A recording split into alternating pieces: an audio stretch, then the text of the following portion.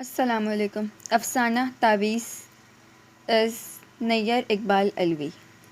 حد نگاہ تک پھیلے سورج مکھی کے خوشنما لہلہاتے بوٹوں سے بھرے کھیتوں کے بیچوں بیچ ناہموار پگڈنڈی پر باوقت توازن کو برقرار رکھ کر چلتے چلتے ایک پھول پر بیٹھی رنگین تتلی کو اس نے یکایک اپنی نازک انگلی اور انگوٹھے کی مدد سے اچکا ہی تھا کہ 2 قدم پیچھے سوچو کے گرداب میں چکر کھاتی اس کی کزن چوکی اور نیلم کے کان میں سرگوشی کرتے ہوئے کہنے لگی، تمہاری عمر اب تتلیاں پکڑنے کی نہیں، ان سالوں میں تو جیون ساتھی شکار کیے جاتے ہیں۔ دونوں بہنوں کی آنکھیں 4 ہوئیں تو وہ بے ساختہ ایک ساتھ ہنس دیں۔ راز و نیاز کی گفتگو کے لیے سورج مکھی کے لمبے ترنگے پودوں کی درمیانی جگہ نہایت مناسب تھی۔ آسمان گھنے سیاہ بادلوں کی یلغار سے اپنی نلاہٹ کھو رہا تھا۔ پنجابی رسوم اور ثقافت کی دلدادہ موسم گرما کی تعطیلات دیہات میں مقیم کزن کے ساتھ گزارنے کے لیے لاہور سے آنے والی پڑھی لکھی نیلم نے جھٹ سے بچھی ہوئی انگلیوں کو جدا کیا۔ پل بھر کو سراسیمہ ہلکان تتلی نے اپنے دلکش پروں کو یوں پھیلایا جیسے کوئی حسینہ انگڑائی لے رہی ہو، اپنی طاقت کو مجتمع کیا اور پھر آزادانہ فضاؤں میں یہ جا اور وہ جا۔ نیلم جمیل نے سائمہ کے کاندھے پہ شفقت بھرا دستِ حنائی رکھتے ہوئے کہا، پہلے پڑھائی تو ختم ہو لے، پھر مرد کو بھی تلاش کر لیں گے، لیکن پڑھ لکھ کر بھی تو شادی ہی کرنا ہوتی ہے نا۔ میٹرک پاس سائمہ حیرانی سے بولی، ہاں تم ٹھیک کہتی ہو، مگر پڑھ لکھ کر شوہر کی غلامی میں ذرا کمی واقع ہو جاتی ہے۔ نیلم نے سائمہ پر تعلیم کی افادیت کا رعب جماتے ہوئے کہا، لیکن بابا بلے شاہ تو کہتا ہے کہ علمو بس کریں او یار۔ دیکھو سائمہ، یہ تصوف اور روحانیت کی باتیں تمہاری چھوٹی سی محدود کھوپڑی میں سمانے والی نہیں، لہٰذا اس موضوع کو یہیں خیر آباد کہہ دو اور فقط پیار اور محبت کی باتیں کرو۔ خوشگوار منظر اور جادوئی رت شباب میں نچڑی دونوں دوشیزاؤں پر یوں اثر انداز ہوئی کہ دونوں عشق و محبت کی چاشنی سے سرشار ہونے لگیں۔ سنو نیلی، گاؤں کے باہر صوفی شاہ صاحب کا ڈیرا ہے، بڑے پہنچے ہوئے اللہ والے بزرگ ہیں، دکھی لوگوں کے من کی مرادیں پوری کرنا ان کا بائیں ہاتھ کا کھیل ہے۔ جادو ٹونا تعویذ دھاگا ایسے روحانی عامل کے ہر برے عمل کا توڑ ان کے پاس، جنات ان کے قبضے میں، روحوں سے باتیں وہ کرواتے ہیں، بے اولادوں کو اولاد دلوانا، بچھڑے ہؤوں کو ملوانا، ٹوٹو دلوں کو جوڑنا، محبت میں جلنے والوں کی حاجت روائی، غرض کے ہر آرزو، ہر خواہش، بگڑے کا کام کا علاج ان کے پاس موجود ہے، اور حاجت مند جوگ در جوگ اپنے دکھڑے لیے ان کے آستانے پر حاضری دیتے ہیں۔ نہ جانے اسے یہ سب مجھے سنانے کی ضرورت کیوں پیش آئی، نیلم نے اپنے دل میں سوچا، تاہم سائمہ کا دل رکھنے کے لیے جواباً کہنے لگی، کیا واقعی بڑے پہنچے ہوئے ہیں یہ صوفی شاہ صاحب؟ نیلی کے جواب میں طنز کی آمیزش پا کر وہ کچھ جزبز ہوئی اور ذرا تنک کر بولی، اور کیا، دیکھتی نہیں اماں کب سے میرے لیے معقول بھر کی متلاشی تھیں، کتنے پاپڑ بیلے، کتنی دوڑ دھوپ کی بیچاری نے، مگر سب بے سود۔ بالآخر گاؤں کی عورتوں کے کہنے پر آستانے پر چلی گئیں، اور پھر صوفی شاہ صاحب کی کرامت کے طفیل دیکھتے ہی دیکھتے میرے لیے رشتوں کی قطاریں لگ گئیں اور آخر میرا گھر بس گیا۔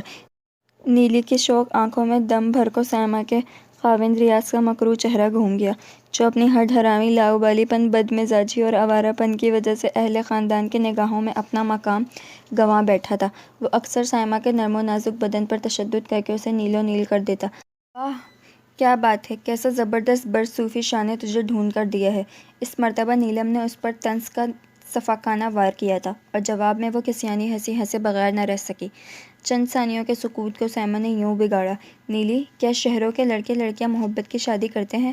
ضروری نہیں، بعض اوقات محبت کی شادی بھی ہو جاتی ہے، ایسے پڑھے لکھے عقلمند اور انسانی جذبات و احساسات کا پاس رکھنے والے والدین کرتے ہیں، جبکہ والدین کی بڑی تعداد ہنوز اپنے بچوں پر اپنی مرضی کے فیصلے مسلط کرتی ہے۔ اماں کہتی ہیں کہ تمام مرد ریاض جیسے ہی ہوتے ہیں۔ نہیں، خالہ جان غلط کہتی ہیں۔ پرانے زمانے لد گئے، بے وقوف تعلیم یہی کچھ تو سکھاتی ہے کہ عورت مرد کے ہاتھوں استعمال نہ ہونے پائے اور مرد کو خود پر جبر کی اجازت نہ دے، اتنی کمزور اور بے بس نہ ہو کہ جسمانی اور ذہنی تشدد کا شکار ہو سکے۔ نیلم اپنی سادہ لوح کزن کا کاندھوں سے جھنجھوڑتے ہوئے بولی، تو بھی ریاض کے ہاتھوں اپنی درگت مت بنوایا کر۔ سائمہ کی متعجب آنکھیں بھر آئیں اور وہ ہولے سے بولی، نیلی جان، یہ تو دیہاتی عورتوں کا مقدر ہے، یہاں تو ہر عورت مرد سے مار کھاتی ہے، کیا تیرے شاہ جی کے پاس اس کا توڑ نہیں کہ وہ عورتوں پر اٹھنے والے مردوں کے بے رحم ہاتھ مفلوج کر ڈالیں؟ نیلی غصے سے لال پیلے ہوتے ہوئے بولی، شاید ہو، لیکن بھلا کوئی عورت اپنے سر کے سائنک کی شکایت سزا دلوانے کی غرض سے کسی سے کر سکتی ہے؟ سائمہ نے قدرے معصومیت سے کہا۔ وہ کھیتوں کی حدود سے نکل کر کچی سڑک پر کنارے چل رہی تھی۔ کچھ دیر بعد گرد اور دھوئیں کے بادل اڑاتی ایک جیپ وہاں سے گزری۔ تھوڑے فاصلے پر جا کر ڈرائیور نے اس زور سے بریکیں لگائیں کہ دونوں لڑکیوں کے دل دھک سے رہ گئے۔ اس نے بڑی مشاقی کے ساتھ گاڑی ریورس کی اور لڑکیوں کے قریب پہنچ کر انہیں لفٹ دینے کی پیشکش کی، جسے نیلم نے بڑی بے نیازی سے مسترد کر دیا۔ ڈرائیور اور نیلم کی آنکھیں چار ہوئیں۔ نیلم نے غیر ارادی طور پر اتنے زور سے اپنی کزن کا بازو دبایا کہ وہ درد کے مارے بلبلا اٹھی۔ دونوں تیز تیز ڈگ بڑھتے گھر کو چل دیں۔ نوجوان ڈرائیور نے نیلم پر ایک بھرپور نگاہ ڈالی اور ہاتھ ہلا کر گاڑی کا ایکسیلیٹر دبا دیا۔